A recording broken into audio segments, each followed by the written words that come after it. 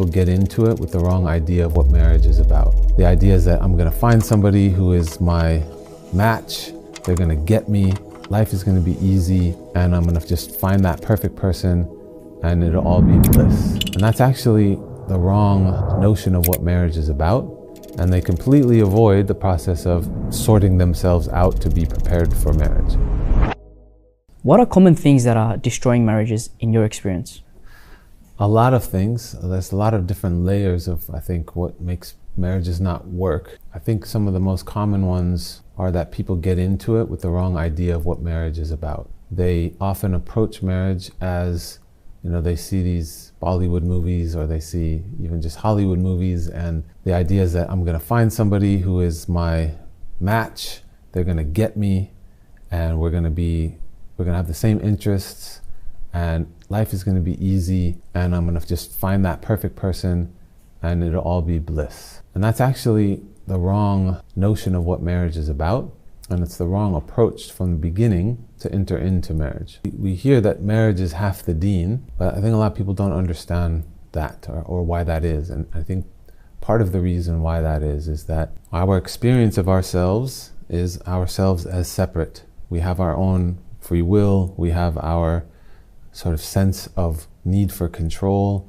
and power, and we can get really deluded with our nafs of following our own trajection and our own self-direction. And so when we go and we look for somebody in marriage who's like us, which is usually what people are looking for, you're essentially just avoiding the whole point of marriage, which is to put yourself into balance, not to just further go into the direction of where your nafs is imbalanced. We don't want to just become more of what we are. We want to become more of what our potential is, what we can become. And in order to do that, we have to put ourselves into balance, and we have to be shown in a mirror where we're out of whack, off center, out of equilibrium, out of balance. All of us are, because the perfect human being is the Prophet sallallahu alaihi wasallam. He was the perfect balance, but we need to work towards that. And so life is about working towards that. So therefore marriage has to be about working towards that. There is no notion of just staying static. So there isn't, I'm gonna get married, I'm gonna find the right person, and we're gonna have this coasting, static life. It's actually, you're finding somebody, and really ultimately you should be wanting to be with whoever Allah wants for you, not who you want for yourself, because we don't know what's good for us.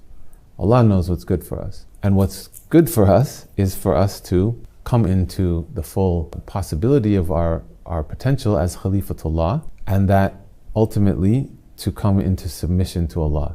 And so the whole idea of marriage is that from the duality, from the two, you're able to get closer to the one. So we should be approaching marriage as a doorway to submission to Allah, to getting closer to Allah, and for self-knowledge. And so the way that we're going to know more about ourselves and therefore know Allah is by being shown where we need to do some work.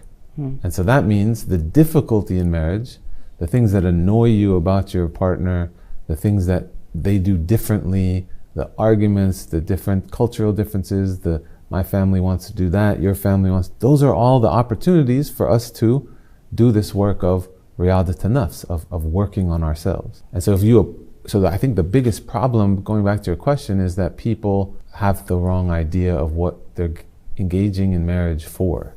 It's not just for procreation, and it's not just for having a halal situation in terms of relationship. Those are all things, and that Allah even mentions these things, that it's a place for safety, it's a place for mercy, it's a place to sort of come home to.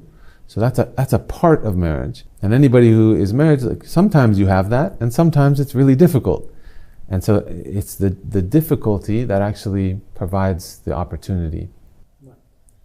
What are some psychological skills people could practice for marriage? So I think the number one skill as an individual, there's things that people have to practice individually and then in partnership. So individually, practicing self-introspection. One of the best, I think, tools for this or ways of understanding this, Imam Ghazali talks a lot about muraqaba and muhasaba. So he has a book in the Ihya al-Ulumuddin on Kitab al-Muraqaba wa Muhasaba. He talks about other things that start with the letter M, but these two are fundamental to how we can bring awareness to ourselves. So we study ourselves. We study, muraqaba is witnessing the self, watching the self, being aware of what comes up. And so in marriage, that would mean your partner says something and you get irritated, or you feel hurt, or you feel that they're not holding you in the right way.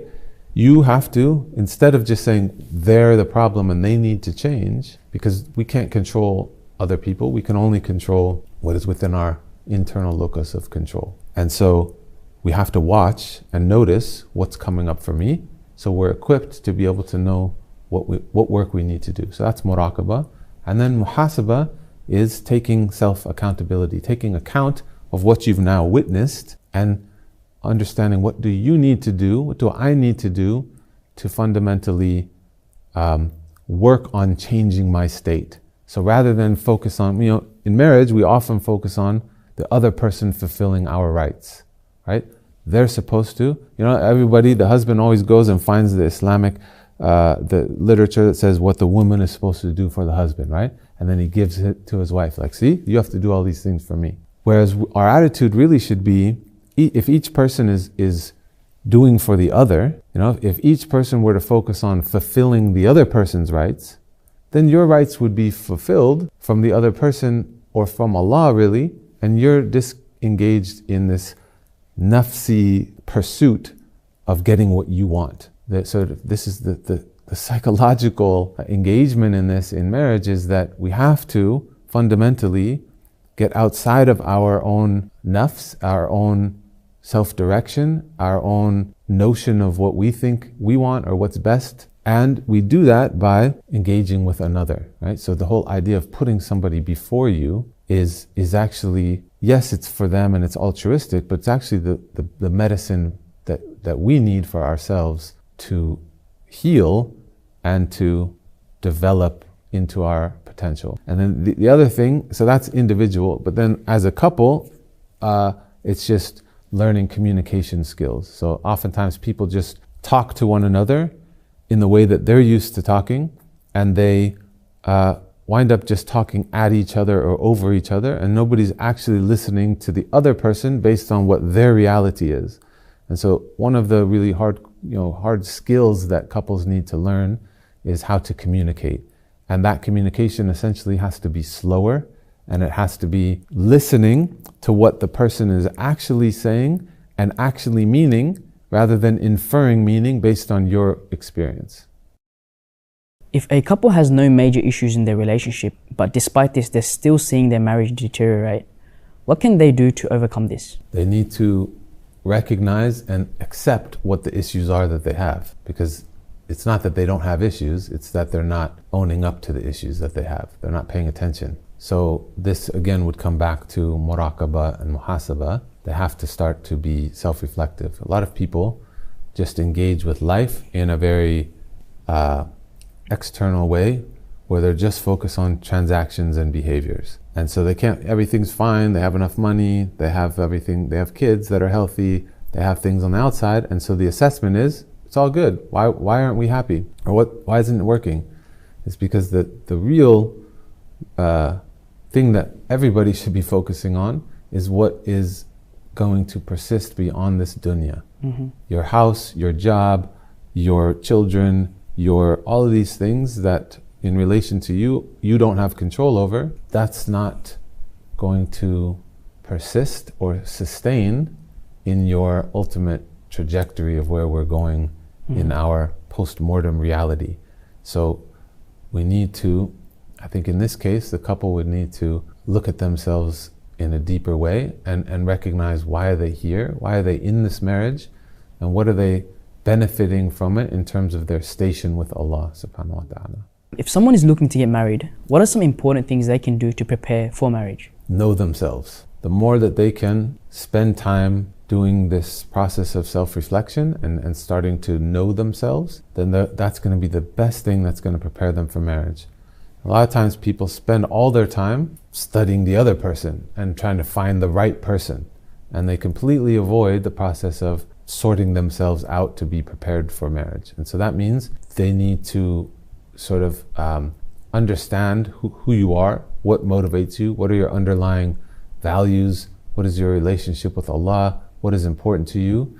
But then from there, making sure that you're working on the things that you need to work on. So this is, again, coming back to this muraqabah and muhasabah process. The more that we know what are our hang-ups, what are the patterns that come up in our life, what are the things that are unresolved that I'm not taking account of and not looking at, because certainly if you don't deal with them before marriage, they're absolutely going to come into your marriage. And so oftentimes where we have problems in our life or things aren't going, and we think, oh well, if I just get married, it will all be taken care of, it will be solved. And that's actually it's the reverse. Really, we should sort out ourselves first, and then and you're not going to sort yourself out in completion first, but at least spend time fully committing to that process of self-direction, that process of self-introspection and self-accountability before you even think about going into marriage. And then once you're getting closer, once you've started that process, you're in that process, that's a habit for you, and you know that you're going to do that within marriage, then the approach to seeking a partner needs to be more than just, am I attracted to them and do our families get along? We define taqwa, because we know the Prophet ﷺ said we should find somebody with taqwa, but then we usually assess taqwa based on behavior. How much do they go to the mosque? How much Quran do they read? These are all good behaviors, but what is motivating those things? What is their relationship with Allah on a level of taqwa, of actual God consciousness, and how does that play out in their life? And then as you get closer to actually having that conversation of marriage, then you need to move away from the romantic nature of do we love each other, are we good for each other, and really get into the brass tacks of thinking of this partnership as a business venture, and really sorting out, like, what is your vision statement, what is your mission statement, who's going to be the treasurer, who's going to have this position, what do you feel about education, how do you feel about disciplining children, what is your stance on family living with us, what about travel? All these things, if you don't have conversations beforehand, they're going to crop up and you're going to be unprepared to deal with them. As a counselor, what advice do you wish more couples practiced? Like people that are already married? Yeah. Communication. When it comes down to any issue that a married couple is dealing with, the thing that's causing the problem comes down to the way that they're communicating. And I don't just mean like saying things, but they have to develop a way of communicating that's not just based on words, but that you're actually developing a heart-to-heart connection. And so this requires, again, each individual to spend time in their own self-reflection, and then for them as a couple to spend time in really getting to know the person from their standpoint, from their reality, to have empathy and to spend time not just approaching one another from our own perspectives. And that means really prioritizing the development of their heart-to-heart connection in a way that is not focused on just sort of going about business in the dunya. I think that means, and this, even when people have children, when couples have children, that needs to persist. They need to maintain the connection with one another on a heart-to-heart level. And I don't just mean romantic heart-to-heart level, but spiritual heart-to-heart level of like, what are you going through? What is your state? So every day they should be checking in on a level of not just saying, hey, how's it going? And then they tell them what they're doing, but actually in Arabic, kayfa halak means, how is your state? It's not just what's going on, but what is your state? And so if the couple got together every single day and honestly answered this question in the way that it means in Arabic, kayf al-hal, what is your state? This would be the best thing that a married couple can do. Should conflict be avoided in marriage? No, absolutely not. Conflict should be embraced and understood as the path to know oneself to get towards a healthier marriage and to fulfill the notion of marriage being half the deen. We have to, avoiding conflict is essentially avoiding opportunity to get closer to Allah.